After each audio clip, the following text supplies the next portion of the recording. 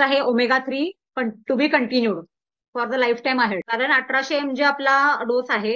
आता असं आहे ना की ओमेगा 3 जी रिक्वायरमेंट आहे ती सर्वसामान्य माणसांची म्हणजे मुलांची पण आहे. ठीक आहे, पण मुलं खात नाही सप्लिमेंट. तर इतर सोर्सेसमध्ये जसं वॉलनट्स, चिया सीड्स किंवा मग फ्लॅक्स सीड्स पण त्यातनं तितकं मिळत नाही, कारण त्याच्यात जो कंटेंट आहे EPA DHA जे फॅट असायला पाहिजे ते त्याच्यामध्ये नाहीये. ALA आहे व्हेजिटेरियन सोर्सेसमध्ये. ठीक आहे, तर ते तितकं मिळत नाही आपल्याला आणि आपण फिश पण तितके खात नाही रेग्युलरली ना, की डेली बेसिसवरती.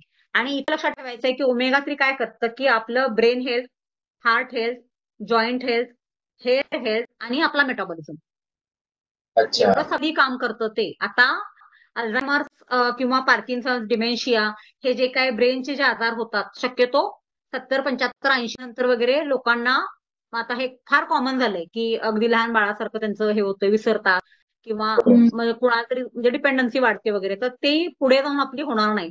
ब्रेन हेल्थ चांगली हवी असेल तर ओमेगा 3 इज कंपल्सरी.